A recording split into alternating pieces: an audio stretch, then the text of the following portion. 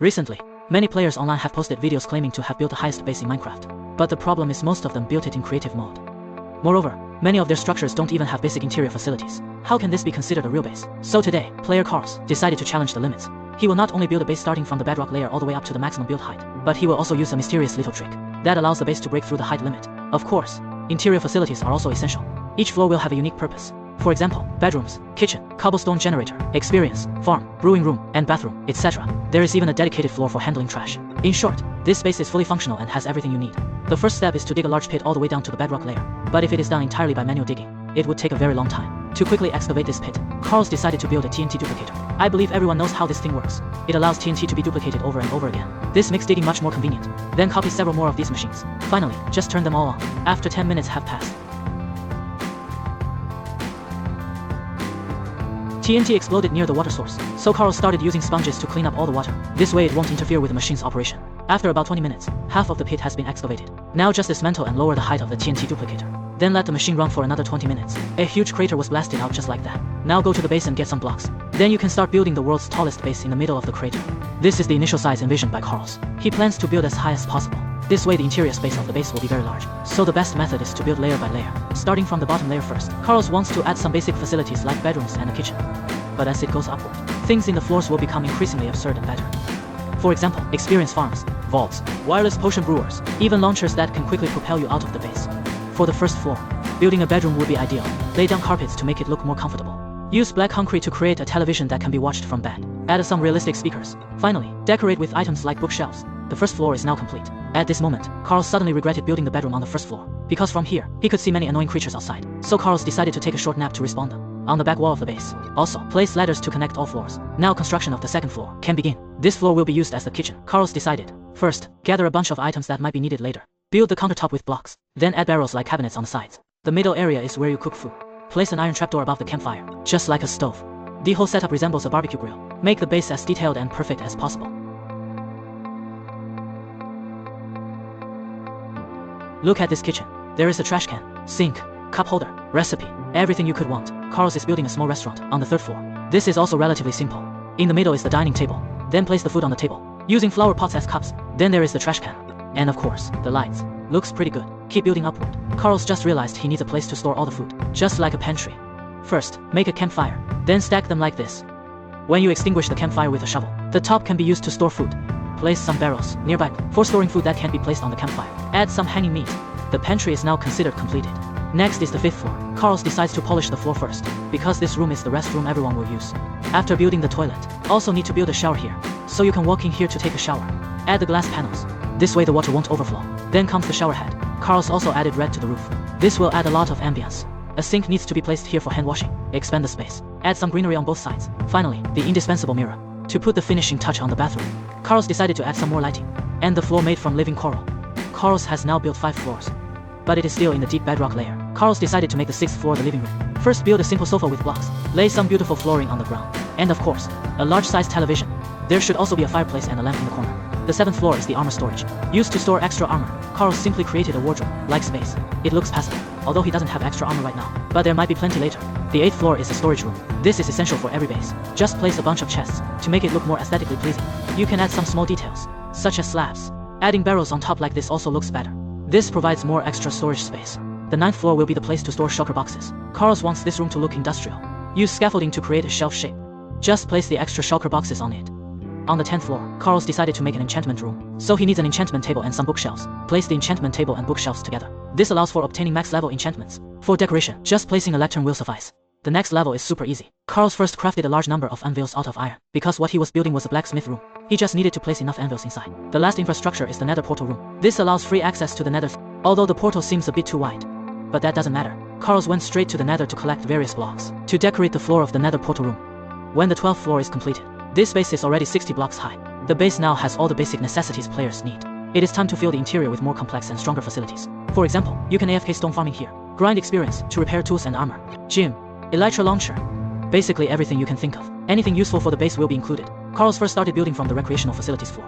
On the 13th floor he made a simple swimming pool with a swing diving board and a fake lifeguard. Next, a basketball court needs to be built. using the ugliest wood in Minecraft to make trapdoors. The cobweb in the middle serves as the basketball net. Of course, the floor cannot be carelessly done either. This is a 3-story building. When bored, you can play a few rounds here with friends. Next, Carl plans to build a maze. First do this, then do that. The maze is now considered built. Carl admits there is some padding in this level. He plans to make the 16th level a music room. There is a sofa in the center. When feeling tired, you can sit here and relax by listening to music. To achieve an immersive effect, Carl added several speakers. Then add a potted plant. Of course, some records will be placed on both sides like this. Next is the game room, similar to an arcade hall. First, Carl created 3 small machines. Each will be equipped with minigames. To make it look more realistic, Carl also added half bricks on top. Build a ping pong table over here. On this wall, Carl wants to build a dance machine. Believe this is also a childhood memory for many friends. Carl plans to use a painting as the screen. Then remove the original floor and replace it with quartz blocks. Finally, place the pre-made arrow blocks. And it is all done. Here Carl decides to make another slot machine. Place 2 buttons to control the machine. Then add some items inside, including a leather cap, iron helmet, golden helmet, and diamond helmet. It looks quite good as well. The 18th floor is an archery room. You can come here to pass time with archery when free. Add a protective cover on the glass. This way, accidental misses won't break the glass. Next are the bows to be used. Below is a wooden barrel for storing arrows. Another recreational facility Carl came up with is playing golf with snowballs. When you throw a snowball down, it will slowly slide away. So this is the hole with the flag. To increase the difficulty, Carl also added some obstacles, such as water, sand. Finally, lay down the carpet. This makes it look like a real golf course. On the 20th floor, Carl built a garage. This is his biggest hobby in real life. He goes for a drive when he has free time. It is a pity this is in Minecraft. It is also quite far from the ground. He can't actually drive this car. It can only serve as a decorative piece. The 21st floor is still a garage. This car is more suitable for daily use, like going out to buy some fruits and vegetables. Of course, these are just based on Carl's imagination. Thus, the room dedicated to leisure and entertainment is completed. Carl quickly calculated. It is about 105 blocks high from the top now. Another step closer to the goal of the highest base. But the entire base is still in the pit dug by Carl. To continuously improve the base, it is time to add some automated farms. For any useful items needed in the future, you just need to go to the corresponding floor and take them. Starting with automated food farms first. The first one is an automated fish farm. This is the most reasonable. All you need to do is place a hopper next to each of the 2 chests. Then put the iron pressure plate on top of the wooden fence. Place a note block here. Place another block on top. This way it won't make any sound. There is also a trapdoor. Cover all these with some fine oak trapdoors. It looks quite good. Finally, add water. This counts as completed construction. Only a fishing rod is needed. Throw it here to open the trapdoor. Then build a redstone circuit connected to note blocks. 1 second later, the fishing rod automatically catches a fish. Tested it and the effect was really good. Since it is so easy, Carl decided to make another one. Now there are unlimited fish. Next is the watermelon farm. These are the required materials. First, spread soil where the melons will grow. Place pistons behind these soil blocks like this, because one melon can occupy a whole block when grown. And these pistons will break it. Now let's test it. When the melon is broken by the piston, the melon slices will be collected. Then place glass and water like this. Finally, they will be transported to the chest through the hopper. Level 24 is a pumpkin farm. It is not exactly the same as the previous watermelon farm, but almost identical. Level 25 is a kelp farm. First place some blocks, put observers on top, then add some redstone like this. Add some glass blocks, place some dirt blocks, then fill it with water. Seaweed can be placed at the bottom. Carl found this very strange. Why can plants be placed on wooden boards? The working principle of this machine is when the seaweed grows tall enough and touches the detector will power the piston, then break the seaweed below, just like this. To better collect seaweed, Carl went to gather some more wood, make some signs, break the glass on top, place signs on the back wall. Now when the kelp gets pushed off by the piston, it will slowly float to the top, then follow the water current and finally drop under the signs. Finally, just place hoppers around to collect the kelp. This way nothing can possibly escape.